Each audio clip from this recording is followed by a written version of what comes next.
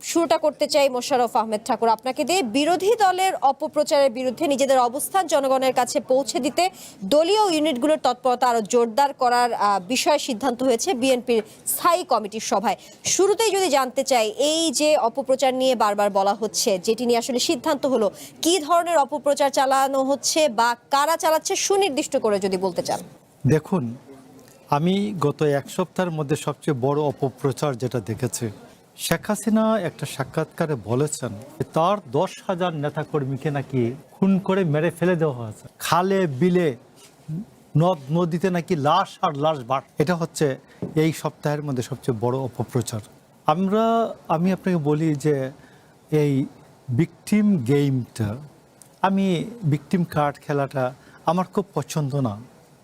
কারণ আপনি দেখবেন যে খালিদ বিন ওয়ালিদ একেবারে স্পেন পর্যন্ত, ইউরোপ পর্যন্ত গিয়েছেন বিজয় করতে করতে, বিজয়ী হতেন।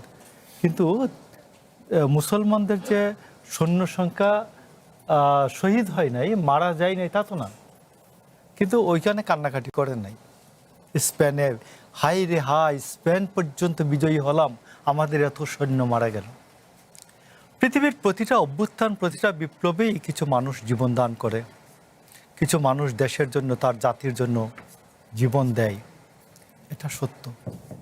কিন্তু যখন পরাজিত শক্তি যখন মিথ্যাচার করে এবং সেই ইতিহাসকে বিকৃত করে, আপনি বলুন তো, আপনার ক্যামেরার পেছনের লোকজনকে জিজ্ঞেস করেন যে বাংলাদেশে কি গণ অভ্যুত্থানোত্তর পরিস্থিতিতে 10,000 লোক মারা গিয়েছে, 1,000 লোক মারা গিয়েছে? বলতে পারবে? আওয়ামী লীগ এই মিথ্যাচারটা করছে এবং শেখ হাসিনা নিজে করছেন। তো আমি এখানে বলি যে আমরা রীতিমতো ভুলতে বসেছিলাম যে আওয়ামী লীগের যে কিছু জ্ঞাতি গোষ্ঠী যে বাংলাদেশে এখনো যে সামনে হেঁটে বেড়ায়, আমাদের কাছে রাত্রে কিন্তু আওয়ামী লীগের বক্তব্যগুলো বলছেন, রাত বিরেতে এসে বলে ভাইয়া একটু বাসায় যেন থাকতে পারি। আমরাও বলি যে ঠিক আছে।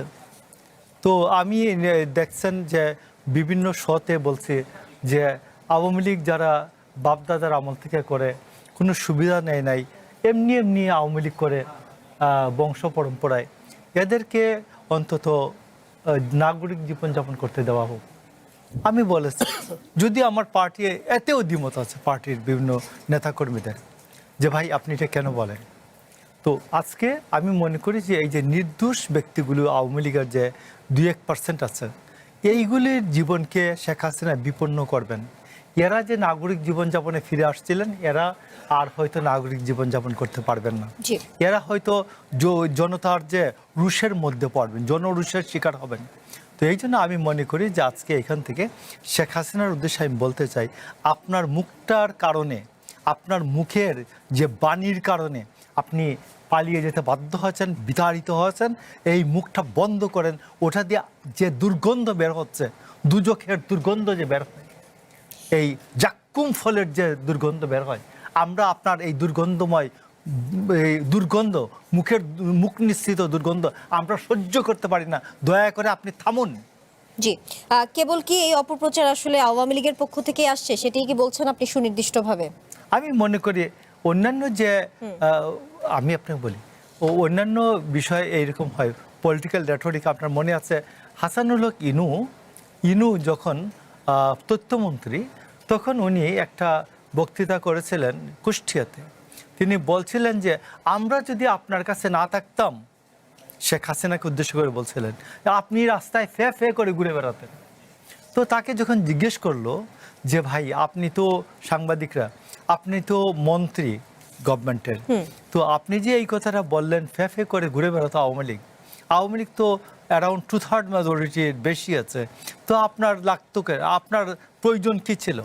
বলে না, উনি 99%, আমি 1%।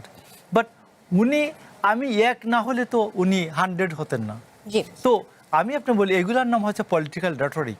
আমাদের যারা অপোজিশনে আছেন, এরা অনেক কথা বলেন, পরিবেশ পরিস্থিতি একটু হয়তো তার যে সমর্থক কর্মী, এদেরকে আরেকটু উদ্দীপ্ত করার জন্য, আরো একটু কেবল রাজনৈতিক বক্তব্য সেটি বলছেন, পলিটিক্যাল রেটরিক, আরো সাহসী করার জন্য, আরো একটু মাঠটা আর একটু করতালিতে ভরপুর হবার জন্য অনেক সময় জি। নেতারা বলেন, আমরাও বলেছি এগুলো। বক্তব্য রেখেছেন বিরোধী দলীয় নেতা ডাক্তার শফিকুর রহমান, সেই সাথে নাহিদ ইসলাম, জনাব নাহিদ ইসলামও কিছু বক্তব্য রেখেছে। এই দুটো বক্তব্য নিয়ে যদি কথা বলি, বিএনপি সরকার জুলাই সনদ নিয়ে অন্তহীন প্রতারণা করেছে বলে অভিযোগ করেছেন সংসদের বিরোধী দলীয় নেতা এবং বাংলাদেশ জামায়াতে ইসলামীর আমির ডাক্তার শফিকুর রহমান। অন্যদিকে এনসিপির আহ্বায়ক এবং বিরোধী দলীয় চিফ হুইপ নাহিদ ইসলাম বলেছেন, বিএনপি সরকার জুলাই সনদকে অস্বীকার করে জনগণের সঙ্গে প্রতারণা, জাতিসংঘে গাদ্দারি, বেইমানি করছে। জুলাই সনদ বাস্তবায়ন না করাকে আপনারা প্রতারণা কেন বলছেন? প্রশ্ন এক।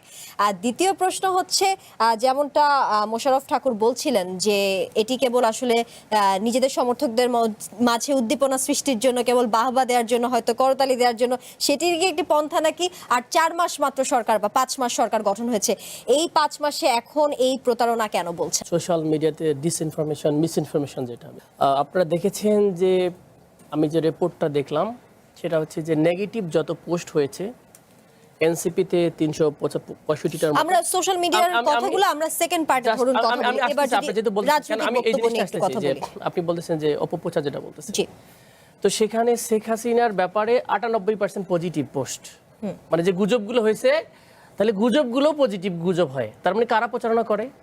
আওয়ামী লীগের লোক। তারেক রহমান ধরেন বা বিরোধী দল বা সরকারি দল, সবার ব্যাপারে প্রায় 80% প্লাস হচ্ছে নেগেটিভ। তাহলে কারা প্রচারণা চালায় নেগেটিভ? আওয়ামী লীগের তখন কাজ নাই সোশ্যাল মিডিয়া ছাড়া।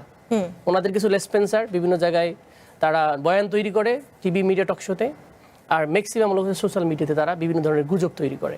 সুতরাং আপনি যদি বলেন ফেক আইডি, এই বট যদি বলেন, এখন আমরা সবচেয়ে বেশি আওয়ামী লীগের, এবং সব জায়গায় গালিগালা যদি বলেন, সব কিছু আমরা এটা, এই জন্য এই জায়গাটাতে। এবং ওনাদের একটা কালের কণ্ঠের মতো একটা আজকের কণ্ঠ কি যেন একটা সোশ্যাল মিডিয়া দেখবেন, আওয়ামী লীগের ভেরিফাইড পেজ আছে, এইটা দিয়ে তারা সব নিউজ বানায়, ফেক নিউজগুলো তারা বানায় আর কি। তো এগুলো আমাদের বিষয়, এটা হলো একটা ইস্যু। 2 নম্বর হচ্ছে আপনি বলছেন রেটোরিক কিনা, পলিটিক্সে আমরা অনেক সময় মানে মোদ্দা কথা রেটোরিকের আমরা কনফ্লিক্ট করে ফেলি। পলিটিক্স অনেক কিছু বলে, কেউ বলছে কালো হাত গুড়িয়ে দেওয়া, এটা কিন্তু পলিটিক্যাল রেটোরিক। বলছে কালো হাত থাকবে না, এটা হচ্ছে আপনার একটা সন্ত্রাসী হুমকি।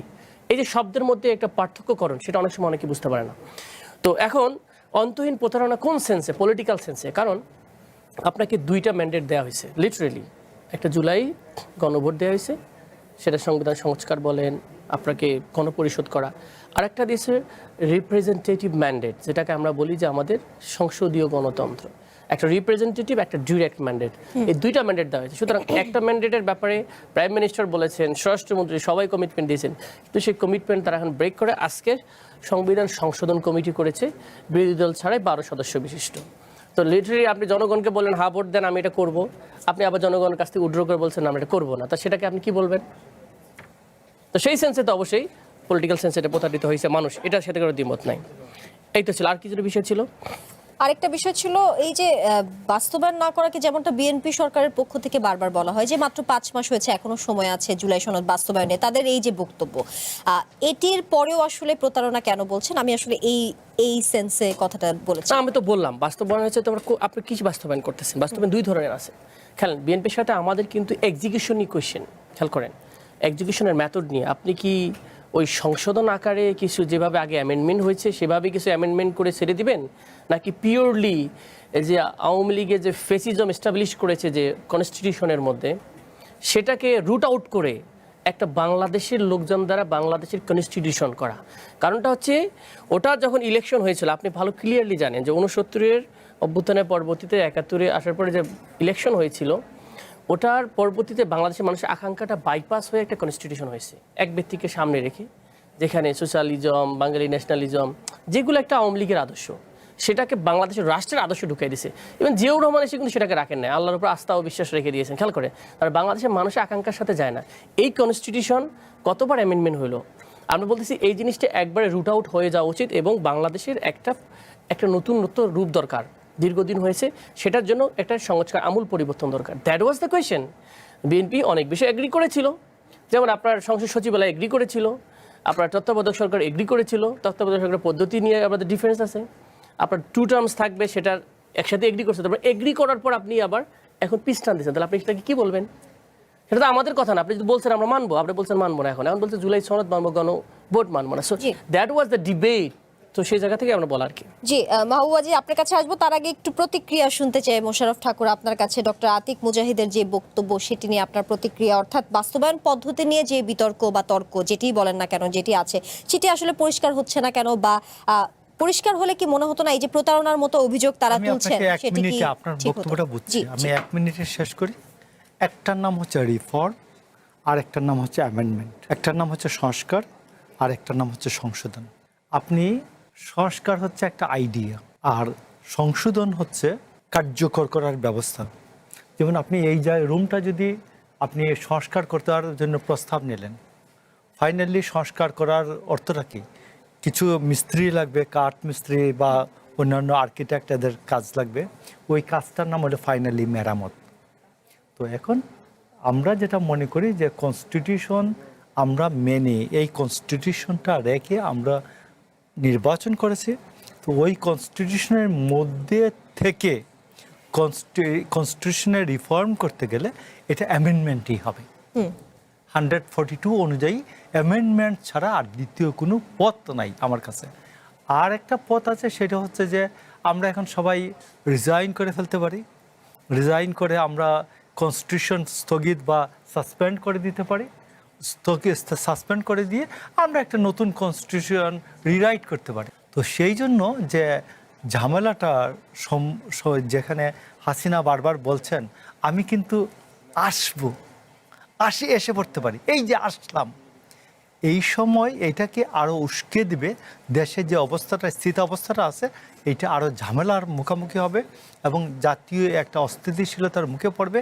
এই জন্য আমি মনে করি ওরা আমাদের ছোট ভাইয়েরা যারা পার্লামেন্টে বলছেন, অভিজ্ঞতার যে প্রশ্নটি আছে এটা কম, আমি মনে করি এটা একসময় সমাধান হয়ে যাবে নিজেদের মধ্যে। বিষয়টা এটা সমাধান হয়ে যাবে। আমরা জুলাই আন্দোলন করেছে, ওরাও আন্দোলন করেছে, ওরা আমাদের সামনে পোস্টার বয় ছিল, এদেরকে সামনে রেখেই আমরা কাজগুলি পেছন থেকে করেছি। ফর দ্যাট রিজন আমি মনে করি না যে এটা নিয়ে খুব ঝামেলা হওয়ার কথা আছে। কারণ মাহবুবাজি রাজনীতিতে অপপ্রচার জামায়াতের জন্য নতুন কিছু নয়। আপনার কি মনে হয় এনসিপির যারা নেতাকর্মীরা আছেন তারাও কি একই পথে হাঁটছে? তাদের যে অভিযোগ প্রতারণা নিয়ে, আমি যেমনটা বলছিলাম, সেই প্রতারণা নিয়ে আপনার মতামত জানতে চাই। অপপ্রচার কি আসলে রাজনীতির কোনো হাতিয়ার কিনা? আসলে দেখুন, যে পরিস্থিতি এখন চলছে, আমাদের এই ত্রয়োদশ জাতীয় নির্বাচন তো সাধারণ একটি নির্বাচন ছিল না।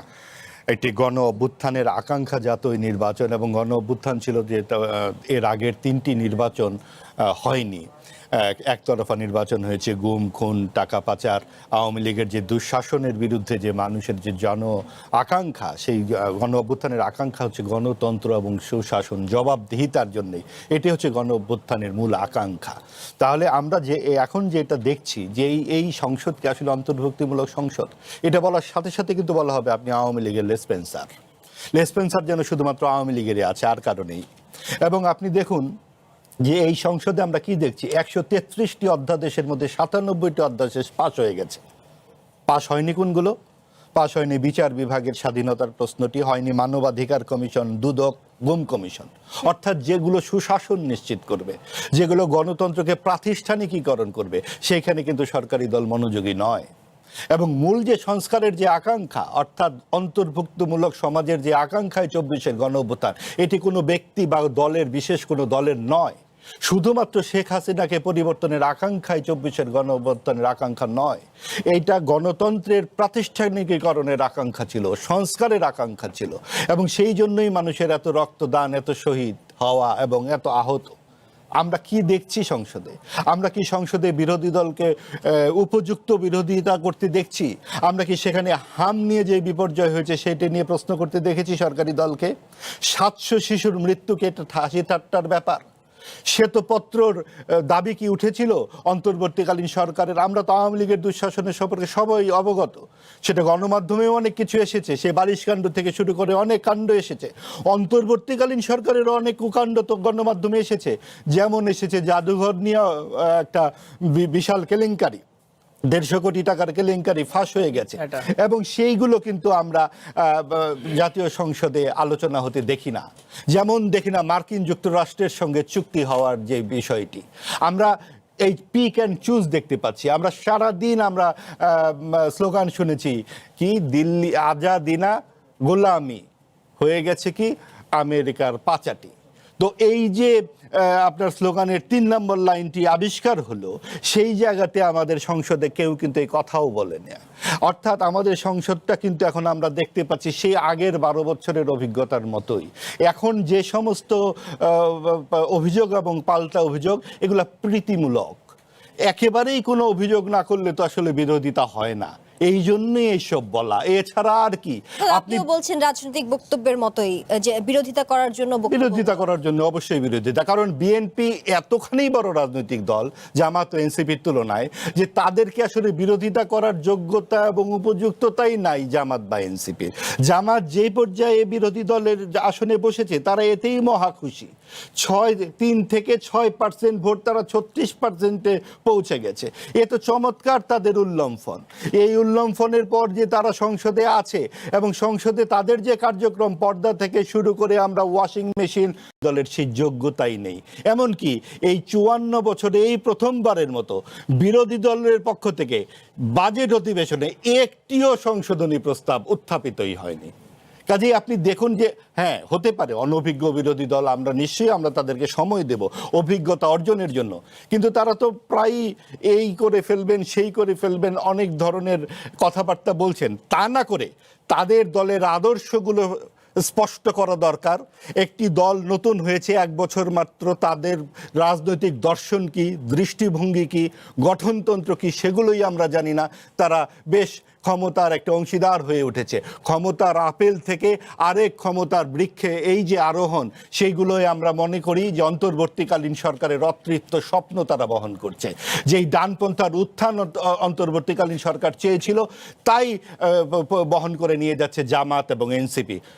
আমাদের সৌভাগ্য, বিএনপির 2/3 আসনের বিজয় আমাদের সাম্প্রদায়িক উত্থানকে আপাতত রহিত করে দিয়েছে। জি, ডক্টর আতিক মুজাহিদ, আপনার কাছে ওনার বক্তব্য নিয়ে আসলে প্রতিক্রিয়া জানবো, তারপরে আমি বিরতিতে যাব। কমপ্লিটলি একটা মানে আন্দাজের উপর ঢিল মারার মতো অবস্থা। বিরোধী দল এই করে না, বিরোধী দল বয়কট করে মানে অচল অবস্থা। আওয়ামী লীগ তো নাই, আওয়ামী লীগের চেতনাটা তো একটু ফিরে রাখতে হবে। এখন বাংলাদেশের যে কালচার ছিল, একটা ব্যাড কালচার ছিল, সেটা ভালো করাও যাবে না। জুলাই অভ্যুত্থান মানুষকে শিখিয়েছে রেসপেক্ট বোধ। পার্লামেন্ট রেসপেক্ট কনস্ট্রাকটিভভাবে কথা হয়। হিস্ট্রিক্যালি বাংলাদেশে এরকম কোনো পার্লামেন্টে হয় নাই। এখন আওয়ামী লীগ নাই, আওয়ামী লীগে যারা ভালোবাসে, প্রেম ভালোবাসা অন্তরে তাদের জ্বলা শুরু হয়ে গেছে। এখন আদর্শ নাই, অমুক নাই, তমুক নাই, বেসিক্যালি ইন্ডিয়া নাই। ইন্ডিয়ার থাকলে ওনাদের কোনো সমস্যা ছিল না। ইন্ডিয়ার আধিপত্য হারাই গেছে, তো এখন ওদের অস্থির হয়ে গেছে। ইন্ডিয়া প্যাট্রোনাইজ অনেক লোক চলতো তো বাংলাদেশে, তাদের এই বেসিক্যালি সমস্যা। তো এই জন্য এখন ওনারা বললো গুম খুন, এই মানবাধিকার কমিশন নিয়ে বিরোধী দলের চেয়ে আমাদের চেয়ে কেউ কথা বলেন। আজকেও জুলাই সনদ এবং মানবাধিকার শুনিয়া 68 বিধিতে আক্তার হোসেন দিয়েছে। এই সীমান্ত হত্যা নিয়ে আমরা এনসিপি দাঁড়িয়ে কথা বলেছি, এই সংসদ সচিবালয় নিয়ে আমরা কথা বলেছি, হাম নিয়ে আমরা নোটিশ দিয়ে কথা বলেছি। তাহলে আপনাদের চোখে যদি না পড়ে, আপনারা এখন কীরকম বিরোধী ছিলেন? আপনার মতো করে হতে হবে। কেন আপনার মতো করে হতে হবে? এখানে আওয়ামী লীগ ইজ ইররিলেভেন্ট। এই আওয়ামী লীগ স্টাইলের, ওই মাফিয়া স্টাইলে কোনো বাংলাদেশের রাজনীতি চলবে না, পার্লামেন্ট চলবে না, কোনো কালচার চলবে না। রেসপেক্ট বোধের মধ্যে মানুষের সম্মানের রাজনীতি চলবে বাংলাদেশের মধ্যে। হ্যাঁ, বিএনপিকে আমরা ধরতেছি না, বিএনপি যেগুলো অন্যায় করবে সেগুলো ধরবো। কেন আমরা গৃহপালিত মনে হয় আপনাদের কাছে? আমরা ভোটে নির্বাচিত হয়েছি, আমি দামি না। সো আমরা এরকম শেখ হাসিনার আগের যুগে তো টেক্সট পড়তে পারতো না, আমরা যেগুলো এমপি ছিল। কি কথাবার্তা বলেন আপনি?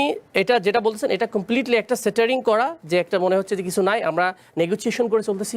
কেমন নেগোসিয়েশন করতেছি? এটা যদি বলি বিএনপির একজন করে এমপি 50% যারা পায়, তার 50 কেন 20% বিরোধী দলকে দিচ্ছে না। আমরা দাঁড়িয়েটাও বলেছি যে বাজেট বৈষম্য হচ্ছে, আঞ্চলিকতার বৈষম্য হচ্ছে, মন্ত্রীরা পাচ্ছে, আরও নতুন করে আসতেছে, সবগুলো বলতেছি। দলীয়করণ হচ্ছে, সেগুলোর কথা বলতেছি। আপনার যেখানে দেখেন, আমি যদি কোশ্চেন করি আপনাকে মাহবুব ভাই, আপনি বলেন 17 বছরে এই যখন গণতন্ত্র হত্যা হয়েছিল আপনারা কি করছেন, কি লিখেছেন, কি বলেছেন? আমরা তো আপনাদের কথা ভয়েস শুনি নাই। আমরা তো সিপিবির মতো দলগুলোকে, ছাত্র ইউনিয়নের মতো দলগুলো দেখেছি, আওয়ামী লীগের বি টিমের বনে যাওয়া আমরা দেখেছি। আপনারা শেখ হাসিনার হত্যাকাণ্ড সম্পর্কে আপনারা কি বলেন? একটা কথা তো কেউ বলেন না। 1400 লোকরা মেরে ফেলেছে, শিশুদের যে মারছে, কই আপনাদের কোনো স্টেটমেন্ট কেন নাই এদের ব্যাপারে? এটাকে সিস্টেম বাইপাস করে আপনারা আসেন ইন্ট্রিমকে ধরেন। কেন ইন্ট্রিম জুলাই আকাঙ্ক্ষা ধারণ করে আসছে? এখানে ইন্ট্রিম যে কি ধরে জুলাই, এখানে তো সে পররাষ্ট্রমন্ত্রী এখন পররাষ্ট্রমন্ত্রী হয়েছে না, তাহলে তাকে ধরবেন না। কারণটা কি, পাওয়ারকে ক্রিটিক করা যাবে না। এখন বিএনপি সাজার চেষ্টা করছে অনেকে যে বিএনপি প্রেমিক হয়ে। পাওয়ারকে বিএনপি, আমার কথা শুনেন, উনি বলতেছে যে বিএনপি যেগুলো আসলে পাস হয় সেগুলো নিয়ে আরেকদিন টকশো করে বলেছিল যে বুকে চাপা রেখে আমরা বিএনপিকে ভোট দিয়েছি, কারণ বিএনপি একসময় মুক্তিযোদ্ধা বিরোধী মনে করতো, ওনারা এখন মুক্তিযোদ্ধার পক্ষে শক্তি মনে করেন। That was the philosophy. তার মানে হচ্ছে ওনারা আবার সুযোগ পেলে আপা আসলে আবার বলবে না rejected BNP or Jamaat is all are rightist. What is উগ্রপন্থার বাংলাদেশে উগ্রপন্থা নাটক ছিল অনেকগুলো বেশি। কারণটা কি, এইটা বললে একটা বয়ান হাজির করা যায় আওয়ামী লীগকে পাওয়ারে রাখার জন্য লিবারেল ফোর্স হিসেবে। টিটিসি কাউন্টার আমরা দেখেছি না কিভাবে মানুষকে ধরে ধরে মেরেছে। রিয়েলি যদি কেউ থাকে, বাংলাদেশে জঙ্গিবাদ হওয়ার কোনো সিস্টেমে মানুষের নেচারের সাথে যায় না। বাংলাদেশে মানুষ ধর্ম মূল্যবোধে বিশ্বাসী, কিন্তু এরকম উগ্রতায় বিশ্বাসী না। যেই করুক সেটাকে কেউ সাপোর্ট দেয় না। এবং আপনারা বোঝেন ডানপন্থা আর ইসলামিজমের মধ্যে পার্থক্য অনেক সময় বোঝে না। ইসলামিজম জামাত ইসলাম স্যার, আর রাইটিস্ট আসলে কি, রাইটিস্টের ডেফিনেশন কি? তাহলে আপনি সবাইকে উগ্রবাদ, ডানবাদ, জঙ্গিবাদ, এরকম ট্যাগিং, মৌলবাদ, দিজ আর দ্য ফান্ডামেন্টালস। কারণ হিস্টোরিক্যাল ওনার লিগেসিগতভাবে ওনার ইন্ডিয়ান ফিলসফি বিশ্বাস করে। এবং বাংলাদেশে এক শ্রেণীর বামপন্থী আওয়ামী লীগ যারা আছে বেশি, তারাই এটাকে ক্ষতিগ্রস্ত করে। মুজিববাদী আমি বলবো না থেকে, ওনারা এই জুলাই দেখলে আমাদের গা জ্বলা শুরু হয়ে যায়, যেন বিএনপি জুলাই অন না করে, এটা ওনারা বলে যে জুলাইকে অন করা যাবে না, জুলাই এই সমস্যা এই সমস্যা। এবং হ্যাঁ, আপনি যে ভ্যালিড ক্রিটিক করছেন, ইয়েস, মানবাধিকার কমিশনের ব্যাপারে আমরা কথা বলছি, দিস ইজ ট্রু, এটা সবার জন্য ওপেন। এটা জুলাই হলেও হবে, না হলেও সবার জন্য লাগবে। বিএনপি এই কাজগুলো করলে ডেফিনেটলি বিএনপি একক, যেমন আজকে আমরা বলেছি যে পার্লামেন্টে দাঁড়িয়ে বলেছি আমাদের সংসদ, বিরোধী দলীয় সংসদ সদস্য আসনগুলোতে কেন আপনার লোকজনকে অ্যাসাইন করতে হবে। একজন সংসদ দাঁড়িয়ে বললো আমার অতিরিক্ত দায়িত্ব, হোয়াট ইজ দিস? আমি নির্বাচন করছি, জনগণ আমাকে নির্বাচন করেছে, সেখানে আপনি একটা সংসদ সদস্য সংরক্ষিত, আপনি কেন আমার এখানে হস্তক্ষেপ করবেন? কোথায় থেকে পাইছেন আপনি? তাহলে আপনি আমার সাথে ইলেকশন করেন, আমার এলাকার মানুষ আপনাকে ভোট দেখ, আপনাকে তো ভোট দেয়নি। আমি এটা ওনাকে ডিসঅনার করতেছি না, he is a parliament member, কিন্তু বাট এই জিনিসটাই ব্যাড কালচার, ডিস্টার্বিং করা উচিত না। সো সেই কোনো, আমরা তো বলছি আজকে সৈরা স্যার বলছে যে আপনি কি সৈরা স্টাইল চলতে চান, যে আপনার পুরো সব দেশে সব জায়গায় আপনি কমিউনিট করে নেবেন বিএনপি, তাহলে তো আপনি আবার হাসিনা স্টাইলে চলে যাবেন। সো এইভাবে আপনার চাচ্ছে যে আমরা ম্যাচাকার স্টাইলে আগের মতো গিয়ে জ্বালাওপড়া স্টাইল করে পুরা সংসদ অকার্যকর থাক, বাইরে অকার্যকর থাক, এই স্টাইলের রাজনীতি আর বাংলাদেশে চলবে না। মানুষ এটা পছন্দ করে না। পোস্ট জুলাইয়ের রাজনীতি হচ্ছে রেসপেক্ট বোধের পলিটিক্স, সেই জায়গা থেকে রাজনীতি করতে হবে। জি, 133টি অধ্যাদেশের মধ্যে যেগুলো আসলে পাশ হয়নি, যেটি নিয়ে আসলে মাহবুব আজিজ কথা বলছিলেন, যেগুলো আসলে গণতন্ত্র এবং সুশাসনকে আসলে সুশাসন নিয়ে আসলে যে অধ্যাদেশগুলো ছিল সেগুলো নিয়ে মাহবুব আজিজ বললেন যে গণতন্ত্র এবং সুশাসনকে যে নিশ্চিত করে যে অধ্যাদেশগুলো, সেগুলো আসলে কেন পাশ হয়নি সেটা নিয়ে সরকার দায়িত্বশীল না, বা এই বিষয়ে আপনি মতামত জানাবেন। সেই সাথে জানাবেন এই যে আমরা বলছিলাম রাজনৈতিক বক্তব্যে যে অপপ্রচারগুলো, সেগুলোর সাথে সামাজিক যোগাযোগ মাধ্যমও যদি আনি, আপনার কি মনে হয় কোনো মহল কি উদ্দেশ্যমূলকভাবে সরকার, বিএনপি কিংবা প্রধানমন্ত্রীর বিরুদ্ধে অপতথ্য ছড়ানোর জন্য সামাজিক মাধ্যমকেই বেছে নিয়েছে? ধন্যবাদ আপনাকে। যেহেতু এখন ডিজিটালের যুগ। জি, আমি আপনি বলি যে একটা রাজনৈতিক দল, প্রতিষ্ঠিত রাজনৈতিক দল বিএনপি হাসিনার মতো এত অসহিষ্ণু না। প্রথম কথা হলো, কোথায় সামাজিক মাধ্যমে, কোথায় ভুরুঙ্গামারিতে একটা ছেলে কি লিখছে এই জন্য গিয়ে তাকে ধরে নিয়ে আসতে হবে। জগন্নাথ বিশ্ববিদ্যালয়ের একটা মেয়ে, অনার্স পড়ুয়া, আন্ডারগ্রেড পড়া মেয়ে একটা অনুষ্ঠান উপস্থাপনা করছে, তার উপস্থাপনার মধ্যে অন্য আরেকজন কি বলছে, এই জন্য তাকে এই যে গুন্ডা চিফ জাস্টিস, সে বলবে কিনা যে আগামী 4 মাস না 6 মাস করা যাবে, তার জামিন মুভ করা যাবে না। পৃথিবীর ইতিহাস আমি এটা দেখে নাই, পৃথিবীর কোনো ইতিহাস। আমি বহু বড় বড় লয়ার সাথে আলাপ শেয়ার করছে যে স্যার এইটা আছে কিনা। অ্যাফিলিয়েট ডিভিশন বলে দেয় আগামী 6 মাস তার জন্য জামিন মুভ করা যাবে না। অ্যাফিলিয়েট ডিভিশন বলে দেয় যে উমুক ব্যাংক ডাকাতের বিরুদ্ধে জানুয়ারি মাসের 8 তারিখ পর্যন্ত কোনো মুভ করা যাবে না, দরখাস্ত এন্টারটেইন করা যাবে না। তো এইগুলি হচ্ছে যে আমি আপনাকে বলছি যে এখন এই তত্ত্বাবধায়ক সরকারের তো মাহবুবাই তো পুরোটাই তত্ত্বাবধায়ক সরকার, একটা কি বলে যে কি বলা যায়, অযোগ্য অথর্ব সব কিছু। তো তত্ত্বাবধায়ক সরকার 133টার মধ্যে 97টা একবারে হুবহু পাশ করছে, আর 58টা, আর 15টা হচ্ছে আংশিকভাবে পাশ করেছে, চেঞ্জ করে একটু ডেভেলপ করে, আর 20টা পাশ করে নাই। এই তো বিষয়। তা আমার মতে মাহবুবের তো কথা মতে যে তো এই তত্ত্বাবধায়ক সরকার যা পাশ করছে এগুলো সব ইগনোর করে দেওয়া উচিত ছিল, এবং এই গভর্নমেন্ট, ইলেকটেড গভর্নমেন্ট সবার সাথে আলোচনা করে, এই অপোজিশন এদের সাথে আলোচনা করে যেমন পাশ করা উচিত ছিল। যেমন গুম কমিশনটা কেন পাশ করা হলো? বাংলাদেশে গুমের 3টা জিনিস আছে দেখুন। একটা জিনিস হলো পেনাল কোডের অ্যাবডাকশন, অপহরণ, এটা অলরেডি আছে। এটা হলো ধরুন 2013 সালের হেফাজতে মৃত্যু নিবারণ আইন। এখন ধরুন আমরা কেউ এখান থেকে যাওয়ার পরে রাত্রে 2টার সময় কেউ আইসা সাদা পোশাকে উঠাই নিয়ে গেল, আগামীকাল সকাল আগামীকাল রাত্রে 10টার সময় তাকে রাস্তা ধারে পাওয়া গেল, মরে গেলে রয়েছে। এরকম যেন না হয় আর কি, আল্লাহ না করুন। তা উদাহরণটা দেওয়ার জন্য বললাম। তো এখন এটাকে আপনি অ্যাবডাকশন বলবেন, না গুম বলবেন, না কি বলবেন, না হেফাজতে মৃত্যু নিবারণ আইন বলবেন, কোন আইনে যাবে? তো এই জন্য গুমটা এইরকম একটা ডেলিকেটেড বিষয়, আপনাকে ওই দুইটা আইন, হেফাজতে মৃত্যু নিবারণ আইন এবং অ্যাবডাকশন যেটা আছে অলরেডি, এই দুইটা আইনের সাথে যেন কোনো অবস্থাতেই সাংঘর্ষিক না হয়, কোনো অবস্থাতেই যেন হাইকোর্টে গিয়েই বলতে না পারে যে হুজুর এইটা যে গুমের আইন, গুমের কি বলে, গুমের মামলা দিল আমার বিরুদ্ধে, এটা চলে না, এটা আপনি আপাতত স্টে করে দেন, আর এই মামলাটা যেন অ্যাবডাকশন অথবা হেফাজতে মৃত্যু নিবারণ আইনে নেওয়া হয়, এইটা একটু বলে দেন। তো এই জন্য এইরকম যে এইরকম পার্লামেন্টে, আমি আপনি বলছি পার্লামেন্টে যেন এইরকম কোনো একটা আত্মবিধ্বংসী, আত্মঘাতী আইন পাশ না করা হয়, যা বিচারই হবে না যে আইনটা করলে। এই জন্য অ্যাবডাকশন যে গুমের আইনটা, এটা একটু দেরি করে নেওয়া উচিত, এটা বুঝে শুনে নেওয়া উচিত। আপনাকে আরও যেগুলি আছে, আমি সবগুলি আইন আমি বলতে পারবো যে একটা একটা করে। তো আমি শেষ করে দিচ্ছি আপনাকে। বিএনপি বাংলাদেশে একটা ভ্যালু বেসড, মূল্যবোধ ভিত্তিক রাজনীতি করে। এই মূল্যবোধের মধ্যে সামাজিক মূল্যবোধ আছে। যেমন আমাকে আতিক মুজাহিদ আমাকে আসসালামু আলাইকুম বলতে হবে, এটা কি ইয়েতে লেখা আছে, আইনে লেখা আছে? বাট আতিক মুজাহিদ যদি আমাকে আসসালামু আলাইকুম বলে, আমি আতিক মুজাহিদও যেভাবে সমৃদ্ধ হয় সবাই দেখে, আমিও তাকে আসসালামু আলাইকুম আসসালাম বলে আমি যে তাকে দিকে হাতটা বাড়াই দেই, এটা হচ্ছে আমার সামাজিক মূল্যবোধ।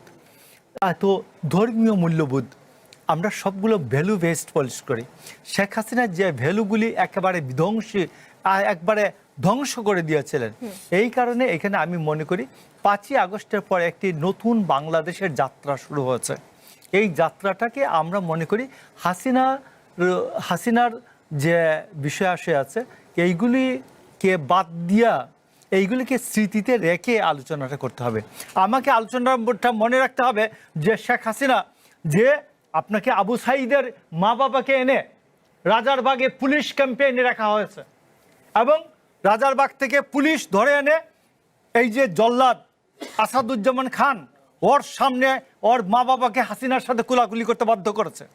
এই জন্য আমি আপনাকে বলি যে অন্তত জুলাই মাসে যারা এই আতিক মুজাহিদকে বলবো, যারা সবাইকে, আপনাদের যারা উপস্থাপক আছেন এদেরকে সবাইকে বলবো, জুলাই মাসে অন্তত জাতীয় ঐক্যটা যেন বজায় থাকে, এইভাবে আলোচনাটা করেন, আলোচনাটা যেন আত্মবিধ্বংসী, আত্মঘাতী পর্যায়ে না যায়। মাহবুব-আজিজ, 2026 সালের এই 6 মাস যদি আমরা পর্যালোচনা করি, সেখানে রাজনৈতিক দলগুলোর মধ্যে সবচেয়ে বেশি অপতথ্য ছড়ানো হয়েছে বিএনপি নিয়ে, আর রাজনীতিবিদদের মধ্যে সবচেয়ে বেশি অপতথ্যের শিকার হয়েছেন দলটির চেয়ারম্যান এবং বর্তমান প্রধানমন্ত্রী তারেক রহমান। রিউমার স্ক্যানার এই সময়কালে তারেক রহমানকে নিয়ে দলীয় প্রধান হিসেবে 223টি এবং প্রধানমন্ত্রী হিসেবে 128টি অপতথ্য শনাক্ত করেছে।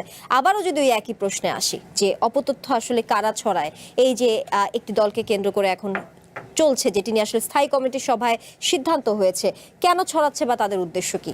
নিশ্চয়ই এগুলো তো একটু তদন্ত করে দেখা দরকার, এবং আসলে আমাদের এখানে যে জিঘাংসা বলুন, হিংস্রতা বলুন, এবং এমন একটা পরিস্থিতি আমরা তৈরি করছি যে আমরা এরকম স্ক্রিপ্ট তৈরি করে এনে বলবো আপনি এইভাবে পড়ুন, এইটাই বোধহয় গণতন্ত্র। এবং যখন যারা ক্ষমতায় থাকে তখন তাদের উচ্চারণ আপনি শুনবেন, তখন তাদের শারীরিক ভঙ্গিমা আপনি দেখবেন, তারাই সব কিছু বোঝে এবং তাল গাছটি তাদের। এটা আমরা যেমন 17 বছরের আওয়ামী লীগকে দেখেছি, এবং এখনকার উচ্চারণগুলো শুনলেও কিন্তু আমরা ওই অনুরণনী টের পাই। এবং এটাই হচ্ছে 24-এর গণ অভ্যুত্থানের আকাঙ্ক্ষার অপমৃত্যু। যে আপনি 24-এর গণ অভ্যুত্থানের পর আমরা 8ই আগস্ট থেকে কি দেখলাম, হঠাৎ করে আমরা চারপাশে দেখলাম কি, যে মুক্তিযুদ্ধের নতুন বয়ান, যেগুলো অপ্রয়োজনীয় বিতর্ক। আমরা যখন এই আন্দোলন হয়েছে জুলাই আগস্টে, কখনো কি মুক্তিযুদ্ধকে নিয়ে একটি বিতর্ক শুনেছি? সেখানে তো অসাম্প্রদায়িক গান বেজেছে, সকলের কণ্ঠে ছিল নারী পুরুষের একদম অবাধ অংশগ্রহণ ছিল। কিন্তু আমরা কি দেখলাম না 8ই আগস্টের পর নারীদের অংশগ্রহণ কমে যাচ্ছে এবং একসময় নাই হয়ে গেল রাজনীতিতে। এনসিপি যেই তরুণ নেতাদের অংশগ্রহণে দলটি তৈরি হয়েছিল, সেখানে অধিকাংশ নারী নেত্রী কেন অনুপস্থিত হয়ে গেল এবং কেন তারা অনেকেই পদত্যাগ করলেন, কেন আমরা তাদেরকে বিদায় করে দিলাম বিভিন্ন জায়গা থেকে? আপনি দেখুন যে নারী সংস্কার কমিটির যে কমিশনের রিপোর্ট জমা পড়েছিল, সেই রিপোর্টের পরপর সাম্প্রদায়িক শক্তি সোহরাওয়ার্দী উদ্যানে বিশাল এক অশালীন মিটিং করলো। সেখানকার হুমকি ধামকিতে সেই সংস্কার কমিশনের রিপোর্ট হিমাগারে পাঠিয়ে দিল অন্তর্বর্তীকালীন সরকার। কেন অন্তর্বর্তীকালীন সরকারের এই প্রসঙ্গগুলো আসে? কারণ গণ অভ্যুত্থানের আকাঙ্ক্ষা যে গণতন্ত্র এবং জবাবদিহিতার শাসন তৈরি করার যে সাঁকো তৈরি করবার দায়িত্ব ছিল তারা কি করলো? সমাজে একটি অংশকে তারা অনুপস্থিত করবে শক্তি প্রয়োগ করে। তারা জুলাই সংস্কারের নামে যেই দলিলটি তৈরি করলো, তার ভূমিকাতে তারা পাকিস্তান বাহিনীকে তৈরি করলো হানাদার বাহিনী। এই যে এক ভদ্রলোক বললেন যে ভারতীয় আধিপত্যবাদ হারিয়েছে দেখে আমি এভাবে কথা বলছি। তাহলে কি এখন মার্কিন যুক্তরাষ্ট্রের আধিপত্যবাদ এসেছে দেখে খুশি হয়ে আমাকে কথা বলতে হবে এবং সেই জন্য আমাদের এই চুক্তি নিয়ে কোনো কথা বলবো না? আজকে দক্ষিণ প্লাজায় যেই অনুষ্ঠান হয়েছে মার্কিন যুক্তরাষ্ট্রের, এই অনুষ্ঠান যদি আওয়ামী লীগের আমলে ভারতের হতো তাহলে কি হুক্কা হুয়া রোয়া উঠতো? অর্থাৎ হুক্কা হুয়া রোয়াবো আপনি উঠবেন খালি ভারতের প্রসঙ্গে, আর পাকিস্তান আর মার্কিন যুক্তরাষ্ট্রের প্রসঙ্গে আপনার খুব আহ্লাদ হবে। এই আহ্লাদের রাজনীতিটার বিরুদ্ধেই তো 24-এর গণ অভ্যুত্থান। আমরা প্রত্যেকটি দেশের সাথে একইভাবে চোখে চোখ রেখে কথা বলবো। ভারতের ক্ষেত্রে আমরা সারাদিন বলবো দিল্লি না ঢাকা, আর আমরা বলবো ওয়াশিংটন আর পিন্ডি। সেটা হতে পারে না এবং সেই জন্যই 71-এর মুক্তিযুদ্ধ হয়েছে, যে কারো সাথেই পদানত হয়ে থাকবার যেই অনেকের যেই এক ধরনের আগ্রহ, সেই জায়গা থেকে 72-এর সংবিধান এখন বললেই বলবে যে আওয়ামী লীগের রেসপেন্সার। এই ধর্মনিরপেক্ষতা, গণতন্ত্র এবং সমাজতন্ত্র বাংলাদেশের মূল মুখ। এবং ধর্ম, এই দেশে শুধুমাত্র ইসলাম ধর্মের অনুসারীরা থাকে না যে আপনারা বলবেন যে এখানে সমস্ত নিয়ম কানুন ইসলামের অনুসারী হবে। কেন? যেই ধর্মের দুজন মানুষ আছে তারও সমান মর্যাদা থাকবে, তারও সমান অধিকার থাকবে। আপনি জন্মগতভাবে যেটা আপনি গিভেন, সেইটাকে নিয়ে আপনি কেন কথা বলবেন? আমি কি বলছি ইসলাম ধর্মীয়? আপনার সময় আমি কোনো কথা বলি নাই ভাই, আমাকে আমারটা বলতে দেন। আপনি যখন ইসলামকে প্রধান ধর্ম করবেন, রাষ্ট্র ধর্ম করবেন, যারাই করুক না কেন, আমি আওয়ামী লীগ করেছে বা বিএনপি করেছে, জাতীয় পার্টি করেছে বলছি না, রাষ্ট্রের কোনো ধর্ম থাকতে পারে না। রাষ্ট্র ইহজাগতিক। রাষ্ট্রের কাছে আমি চাকরি চাই, রাষ্ট্রের কাছে আমি আমার দিন শেষেরটা আমার যে চাওয়া সেটা আমি চাই, এবং আমার আল্লাহর সাথে আমার সেটা বোঝাপড়া হবে। আমার বেহেস্ত দেওয়ার দায়িত্ব রাষ্ট্রের নয়। আমরা অন্তর্বর্তীকালীন সরকারের কাছে বেহেস্ত চাই নাই, আমরা চেয়েছিলাম যে 24-এর গণ অভ্যুত্থানের যে দুঃশাসন থেকে আমরা মুক্তি পেয়েছি। এক ভাই বললেন যে 70 বছরে সাংবাদিকতা কে কি করেছেন, 70 বছরে কে করেছেন, নাম সার্চ দিয়ে আপনারা দেখেন কে কি লিখেছেন, এবং সেগুলো সব রেকর্ডেড আছে, কিছুই ফেলা যাবে না। কারণ এই রোজ কিয়ামত পর্যন্ত থাকে প্রিন্ট মিডিয়া, এটা অনলাইন নয় যে আপনি এডিট করে ফেলবেন। কাজেই এই বালিশ কাণ্ড বলুন, আপনার কে আওয়ামী লীগের ওই আইজিপি যখন একদিনে গুলশানে 4 ফ্ল্যাট কিনেছে, বিভিন্ন অপশাসন করেছে, গুম খুন করেছে, সব কিছুই গণমাধ্যমে এসেছে এবং এখনো আসবে, আগামীতেও আসবে। আপনারা যখন বলছেন যে 133টি অধ্যাদেশের মধ্যে 97টি পাশ করেছেন, সেই 97টি কি বিষয়ে পাশ করেছেন আমরা যদি একটু দেখি। আপনারা পাশ করেছেন কেবল নাম পরিবর্তন সংক্রান্ত কিছু প্রশাসনিক এবং কিছু রেগুলেটরি এই সমস্ত অধ্যাদেশ, যেগুলো আপনার জবাবদিহিমূলক অধ্যাদেশ, তার একটিও পাশ করেনি বিএনপি সরকার। এইটা গণ অভ্যুত্থানের আকাঙ্ক্ষা হতে পারে না। আমরা সেই কথাটি বলছি, এবং এইটা বলা মানেই না যে আওয়ামী লীগের লেসপেন্সার হয়ে যাওয়া। আমরা আওয়ামী লীগ যে দুঃশাসন করেছে, আগামীতে আপনারা যে কেউ ক্ষমতায় আসবেন সেই দুঃশাসন করতে পারেন না। এবং এই প্রশ্ন করবার অধিকারই আমাকে দিয়েছে 24-এর গণ অভ্যুত্থান, যা দিয়েছিল মুক্তিযুদ্ধ, যা দিয়েছে 90-এর গণ অভ্যুত্থান। প্রত্যেকবারই আমরা প্রতারিত হয়েছি, আগামীতেও প্রতারণার সম্ভাবনা আমরা দেখতে পাচ্ছি। কারণ এখন যেই সংসদ দেখছি, সেই সংসদে আমরা অনেক বেশি সমঝোতা দেখতে পাচ্ছি, যেটা আওয়ামী লীগ এবং জাতীয় পার্টির মধ্যে আমরা 12 বছর দেখেছিলাম। এবং তখনও বলেছিল আমরা তো সংসদে মারামারি করতে আসিনি, আমরাও সংসদে মারামারি করতে দেখতে চাইছি না। আমরা চাইছি যুক্তিতর্কের লড়াই, আমরা চাইছি জবাবদিহিতামূলক শাসন, আমরা চাইছি যে বাজেটে যেই বিষয়ে রেজা কিবরিয়া প্রশ্ন করছেন, সেই প্রশ্নগুলো বিরোধী দলের পক্ষ থেকে আমরা চাইছি মার্কিন যুক্তরাষ্ট্রের এই দলিল যে চুক্তি হয়েছে, সেই চুক্তি যে সার্বভৌমত্ব ক্ষুণ্ণ করছে, সেই আলাপটি যাতে সংসদে হোক, সেইটা সংসদে হচ্ছে না, হতে দেওয়া হওয়ার কোনো সম্ভাবনাও আমরা দেখছি না। ডক্টর আতিক মুজাহিদ, প্রথমত মাহবুবাজি যে বিষয়গুলো নিয়ে বলেছেন সেটি নিয়ে তো আছেই কথা, তারপরও আবার যেই সমঝোতা নিয়ে উনি কথা বলছেন, যেটি একসময় আওয়ামী লীগ এবং জাতীয় পার্টির মধ্যেও সেই সমঝোতা দেখা গিয়েছিল, এগুলো নিয়ে কি বলবেন? আর সেই সাথে একটু জানতে চাই, এই যে অপতথ্য নিয়ে আমরা বারবার এত কথা বলছি, সামাজিক যোগাযোগ মাধ্যম বলুন বা রাজনৈতিক বক্তব্য, এগুলো নিয়ে বিশেষ করে সামাজিক যোগাযোগ মাধ্যম, এগুলো নিয়ে আসলে সরকারের পদক্ষেপও কি যথেষ্ট নেওয়া হচ্ছে কিনা সরকারের পক্ষ থেকে, কি বলবেন?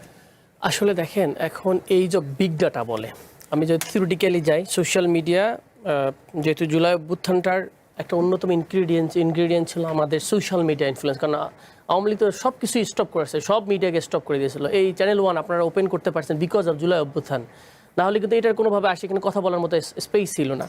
সোশ্যাল মিডিয়াটা কোথাও শাটডাউন করে দিয়েছিল, তো সেখানে মানুষজন ইন্ডিভিজুয়াল হয়ে যায়। মানুষ এখন প্রচুর কোয়েশ্চেন করে, কিন্তু আমি এমপি হিসাবে আমাকে হিউজ কোয়েশ্চেন করে, কোনো জায়গায় ঝামেলা হলে আপনি কি করেন। মানুষের কিন্তু ভয়টা কেটে গেছে। হ্যাঁ, যেটা হয়েছে, মানুষ যেহেতু মানুষজন, আমাদের দেশের মানুষ ওই পরিমাণ সচেতন এবং শিক্ষিত না, কোনটা রাইট এবং কোনটা গুজব এটাই বুঝতে পারে না।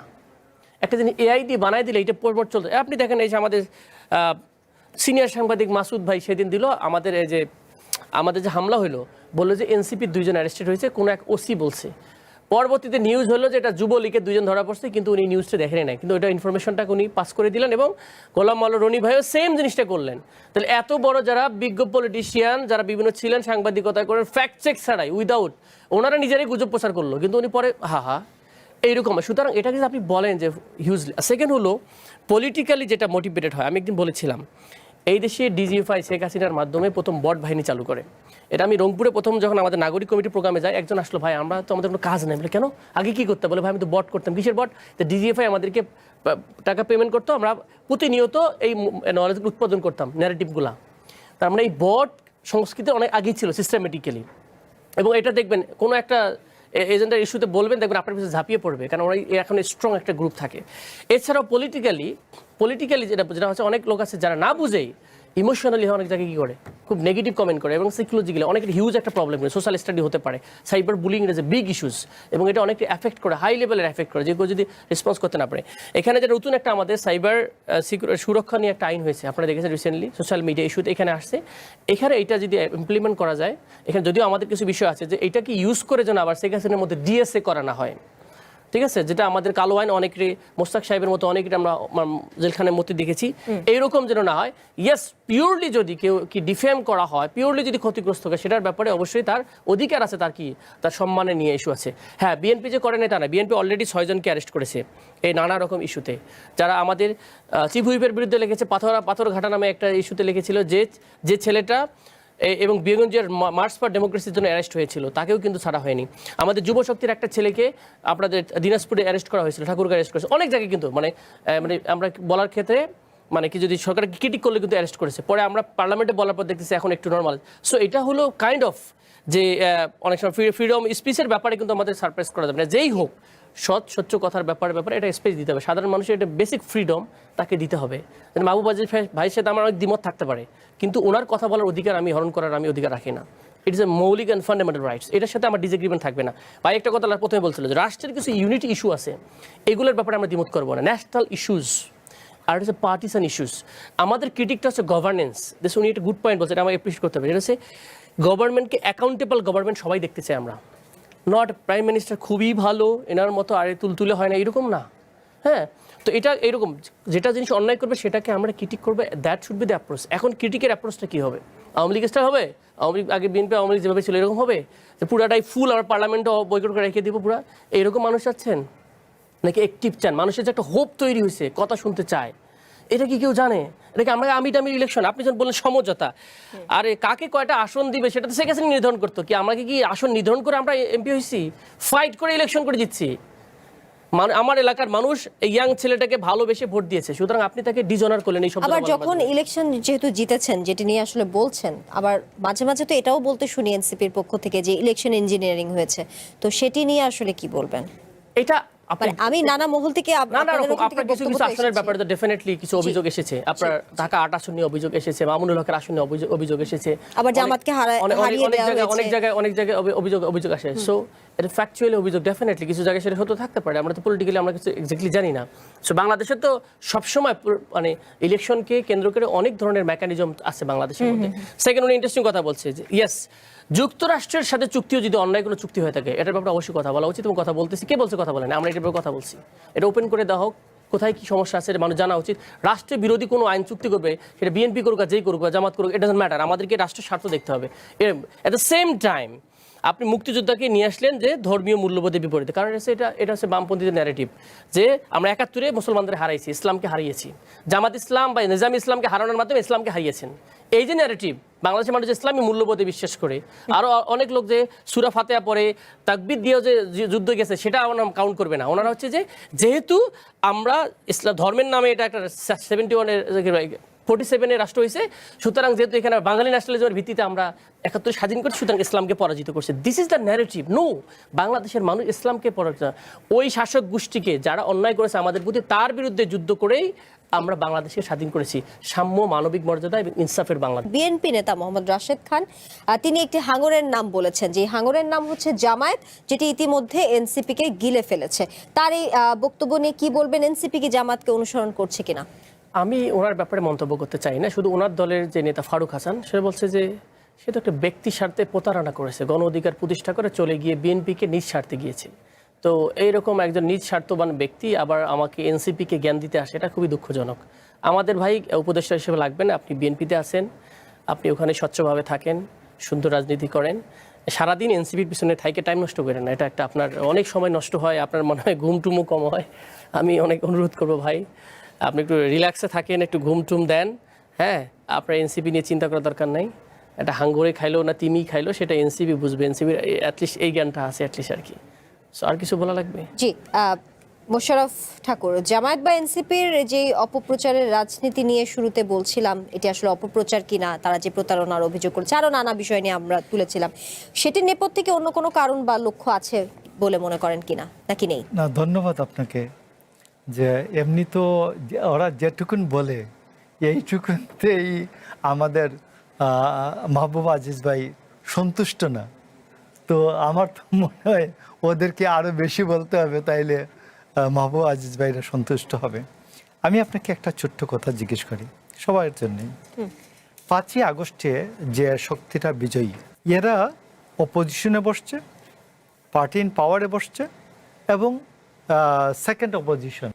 তো এরা যদি ধরেন মনে করেন আজকে কোনো কারণে পার্লামেন্টে এরা গেল না, কেউই গেল না, সোসাইটিতে এরা কেউই নাই, 5ই আগস্টের বিজয়ী লোকগুলি কেউই নাই, ডক্টর ইউনূস নাই, এনসিপি নাই, বিএনপি নাই, জামাত নাই, তো এই জায়গাটা কে আসবে? কে বেরোবে সোসাইটিতে? আপা আসবে।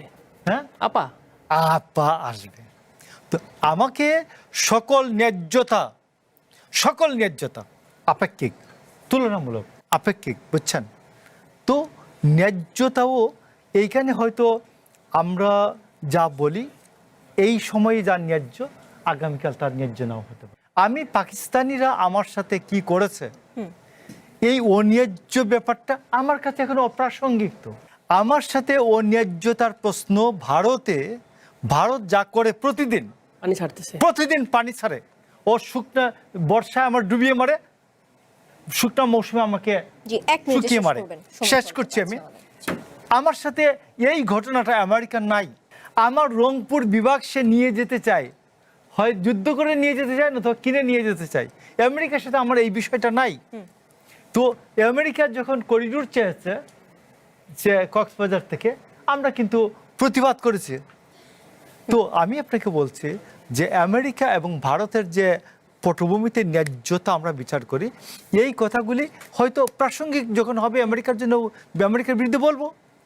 বাট ভারত যখন যতটা প্রাসঙ্গিক আমার প্রতিদিন জীবনে, আমেরিকা ওইভাবে প্রাসঙ্গিক না। পাকিস্তান আমার থেকে 2000 কিলোমিটার দূরে। তো এই জন্য আমি আপনাকে বলছি যে এখন কেউ যদি গুসা করেন, যে আমি তো অবশ্যই বলি, আমার পয়েন্ট ভাইরাল আছে যে ভাই ঢাকা না দিল্লি বলেন, ঢাকা না ওয়াশিংটনও বলেন, ঢাকা না পিন্ডিও বলেন, আছে তো, আপনি দেখেন এখন ট্রেনে দেখেন। তো এই জন্য আমি বলছি যে আমি আবার বলছি, বাংলাদেশে আমরা একটা ভ্যালু বেসড পলিটিক্স করতে চাই। ভ্যালু বেসড, এটাতে সামাজিক মূল্যবোধ থাকবে, ধর্মীয় মূল্যবোধ থাকবে, এটা মুসলমানদের মূল্যবোধ থাকবে, হিন্দুদের মূল্যবোধ থাকবে, খ্রিস্টানের মূল্যবোধ থাকবে, এবং বিশেষ করে সংখ্যালঘু যারা আছে তাদের অধিকার রক্ষায় আমরা সবাই অনেক বেশি দৃষ্টি রাখবো, নজর রাখবো। জি, মাহবুব আজিজ, মতাদর্শ এবং কর্মকাণ্ডের দিক থেকে এনসিপি এবং জামায়াতের কর্মকাণ্ডের মধ্যে কোনো মিল খুঁজে পান কিনা, বা এনসিপি কি জামায়াতের ছায়া আস্তে আস্তে বেড়ে উঠছে কিনা, সংক্ষিপ্তভাবে আপনার মতামত জানতে চাই। আসলে ছায়া কোথায়, একই তো। এবং এক জায়গায় এখানে অনেকেরই তো আমরা এর আগে দেখেছি যে তারা শিবির কর্মী ছিলেন, এবং এটা কোনো খারাপ কিছু নয়, এবং যার যার সাথে আদর্শগত মিল থাকবে এবং তারা একই সাথে এক ধরনের, এবং ডানপন্থাও তো খারাপ কিছু নয়। বামপন্থা যদি রাজনীতি করা যায়, ডানপন্থা করা যাবে না, কিন্তু মুশকিলটা হচ্ছে এটা যদি কারো কাঁধে চেপে করা যায়। এই অন্তর্বর্তীকালীন সরকারের কাঁধে চেপে যখন তারা এই সাম্প্রদায়িকতাকে উস্কে দিচ্ছে এবং তারা যখন একটা শূন্যস্থান তৈরি করতে যাচ্ছে, আমরা বলতে যাচ্ছি বিভাজন ও সহাবস্থানের যে একটা প্রশ্ন। আপনি দেখুন যে চির বিভাজিত রাজনৈতিক সংস্কৃতিতেই আমরা রয়ে গেলাম। আওয়ামী লীগের বিরোধিতা করলে বলতো কি তুমি বিএনপি জামাত, তোমরা আগুন সন্ত্রাসী। আর এখন যখন আবার বলা হচ্ছে না আপনারা তো একটি অংশকে বাদ রাখছেন, তখন বলা হচ্ছে আপনি আওয়ামী লীগের দালাল। অর্থাৎ আপনি দালাল ছাড়া, এবং আপনি টাকা পয়সা পেয়েছেন, এই ছাড়া আর কোনো আলোচনা নাই। অর্থাৎ আপনি সকল দল মত নির্বিশেষে সকলের যে একটা, ভাই যেটা লাস্টে বললেন যে আমরা সংখ্যালঘুদের পক্ষে কথা বলবো, এই কথাটি তো ধর্মনিরপেক্ষতাবাদ। এবং এইটাই তো এই একটি মাত্র দেশ যেটা ভারতের হিন্দুত্ববাদীও নয়, পাকিস্তানের মুসলিমবাদীও নয়, এইটা হচ্ছে ধর্মনিরপেক্ষ রাষ্ট্র বাংলাদেশ ৭১ সালে হয়েছে। ওই জায়গাতেই আমাদের থাকতে হবে, এবং ওইখানেই আমরা দল মত নির্বিশেষে সকলের সমান মর্যাদা সম্মান চাই। জি।